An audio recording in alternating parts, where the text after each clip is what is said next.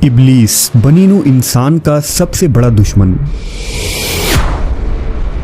جس نے اپنے ساتھیوں اور پورے خاندان کو اس کام پر لگا رکھا ہے کہ آدم کی اولاد کو قیامت کے دن ناکام کر دے۔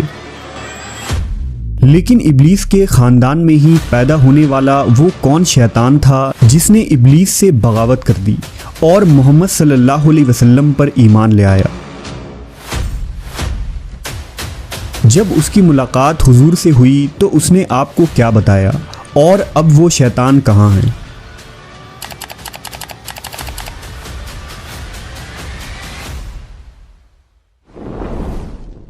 اللہ تبارک و تعالیٰ نے انسان کو مٹی اور جنات کو آگ سے پیدا فرمایا۔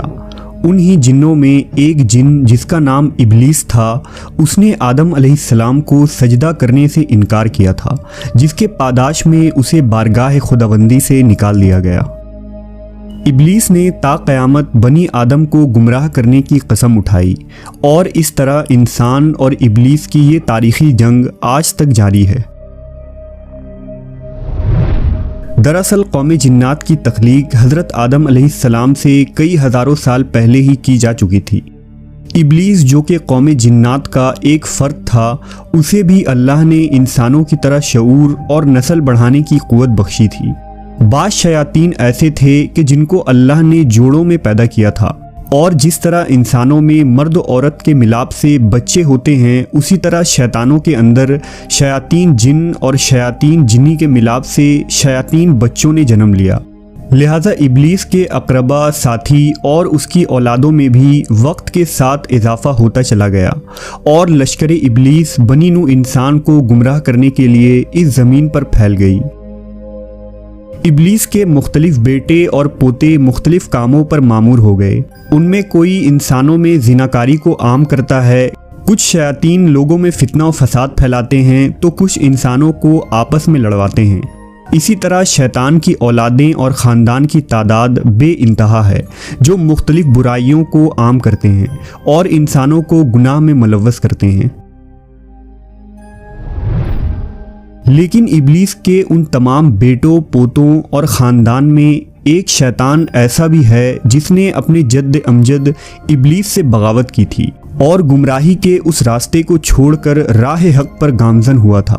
یہ شیطان ابلیس کا پوتا تھا، اور اس نے نبی کریم محمد صلی اللہ علیہ وسلم سے ملاقات کی تھی اور آپ پر ایمان لایا تھا۔ اس متعلق احادیث اور تاریخ کی مختلف کتابوں میں ایک مشہور واقعہ بیان ہوا ہے، جو کچھ یوں ہے۔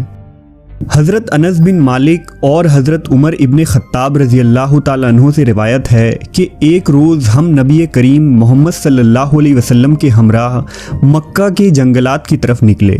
ہم تہامہ پہاڑوں کے ایک پہاڑ پر بیٹھے تھے کہ ایک بوڑھا شخص نمودار ہوا جو اپنی لاٹھی کے سہارے چل رہا تھا۔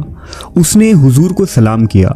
آپ صلی اللہ علیہ وسلم نے سلام کا جواب دیا اور فرمایا، یہ بوڑھا اپنی چال ڈھال اور آواز سے جن معلوم ہوتا ہے۔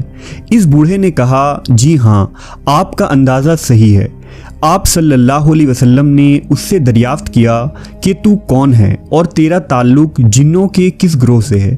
اس نے کہا، میرا نام حامہ ہے، میں ہیم کا بیٹا ہوں جو لاقیس کا بیٹا ہے، اور لاقیس ابلیس کا بیٹا ہے۔ اس پر نبی صلی اللہ علیہ وسلم نے فرمایا، گویا تیرے اور ابلیس کے درمیان صرف 2 پشتوں کا فاصلہ ہے۔ اس نے کہا، ہاں، آپ نے درست کہا۔ پھر آپ صلی اللہ علیہ وسلم نے اس سے دریافت کیا کہ تیری عمر کتنی ہے؟ اس نے کہا، یا رسول اللہ، جتنی عمر اس دنیا کی ہے اتنی ہی میری عمر ہے، یا شاید اس سے کچھ کم ہوگی۔ جن دنوں قابیل نے حابیل کو قتل کیا تھا، اس وقت میں بچہ تھا اور میری عمر چند برس کی تھی، مگر بات سمجھتا تھا، پہاڑوں میں دوڑتا پھرتا تھا، لوگوں کا کھانا اور غلہ چوری کر لیا کرتا تھا، اور لوگوں کے دلوں میں وسوسے بھی ڈال لیتا تھا کہ وہ اپنے عزیز و اقربا سے بدسلوکی کریں۔ اس پر حضور نے فرمایا، یہ تو بہت برا عمل ہے۔ اس نے حضور سے کہا، مجھے ملامت نہ فرمائیے، کیونکہ میں ان لوگوں میں سے ہوں جو حضرت نوح علیہ السلام پر ایمان لائے تھے اور ان کے ہاتھوں توبہ کر لی تھی اور دعوت دین کے کام میں ان کی مدد کی تھی۔ یہاں تک کہ میں 1 سال تک حضرت نوح کے ساتھ ان کے مسجد میں رہا ہوں۔ میں نے ابراہیم علیہ السلام سے بھی ملاقات کی ہے، اور جس وقت ابراہیم کو آگ میں ڈالا جا رہا تھا اس وقت میں بھی ان کے ساتھ تھا۔ میں حضرت یعقوب اور یوسف علیہ السلام کی صحبتوں میں بھی رہ چکا ہوں، اور جب یوسف علیہ السلام کو ان کے بھائی کنویں میں ڈال رہے تھے تو میں بھی ان کے ساتھ تھا، اور یوسف علیہ السلام سے پہلے ہی اس کنویں میں پہنچ گیا تھا۔ میں حضرت موسیٰ علیہ السلام سے بھی مل چکا ہوں اور ان سے توریت سیکھی ہے، اور جب میری ملاقات حضرت عیسیٰ سے ہوئی تو میں نے موسیٰ علیہ السلام کا سلام ان تک پہنچایا تھا۔ حضرت عیسیٰ علیہ السلام نے مجھے انجیل سکھایا تھا، اور اے نبیوں کے سردار حضرت عیسیٰ علیہ السلام نے فرمایا تھا کہ اگر تم محمد الرسول اللہ سے ملاقات کرو تو میرا سلام ان کو پہنچانا۔ چنانچہ میں اس امانت سے سبکدوش ہونے کے لیے آپ کی خدمت میں حاضر ہوا ہوں، اور عیسیٰ علیہ السلام کا سلام آپ کی خدمت میں پیش کرتا ہوں۔ نبی صلی اللہ علیہ وسلم نے فرمایا، عیسیٰ پر سلام ہو، اور اے حامہ امانت پہنچانے کی وجہ سے تجھ پر بھی سلام ہو۔ پھر حامہ نے کہا، اللہ کی قسم میں بہت شرمندہ ہوں، اور میں اللہ کی پناہ مانگتا ہوں اس بات سے کہ میں کافر رہوں۔ پھر اس نے کہا کہ میں آپ پر ایمان لاتا ہوں۔ اس کے بعد وہ جن اتنا رویا کہ صحابہ کرام بھی رونے لگے۔ پھر اس نے کہا، آپ مجھے قرآن سکھا دیجئے۔ چنانچہ نبی صلی اللہ علیہ وسلم نے اس جن کو قرآن کی تعلیم دی، اور اس کو سورہ واقعہ، سورہ مرسلات، سورہ الشمس، موعظتین اور قل هو اللہ احد سکھلائیں۔ پھر آپ صلی اللہ علیہ وسلم نے اس سے فرمایا، اے حامہ جب کبھی بھی تمہیں کوئی حاجت ہو تو پھر میرے پاس آ جانا اور ہم سے ملاقات نہ چھوڑنا۔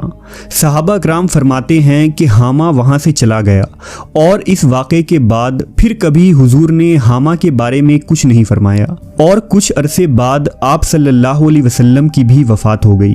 اللہ ہی بہتر جانتا ہے کہ اب حامہ زندہ بھی ہے یا مر گیا۔ ایک روایت میں حضرت عائشہ رضی اللہ تعالی عنہ سے منقول ہے کہ رسول اللہ صلی اللہ علیہ وسلم نے فرمایا، حامہ جنت میں ہیں۔ بلا شبہ اللہ جسے چاہتا ہے ہدایت دیتا ہے۔ ہدایت اور نور ہر اس مخلوق کے دل میں سما سکتی ہے جو اپنے گناہوں سے توبہ کرے اور حق کو قبول کر لے، خواہ وہ خدائی کے دعوے دار فرعون کے گھر میں رہنے والی بی بی آسیہ ہو یا کسی گنہگار کے گھر پیدا ہونے والا نیک صفت انسان۔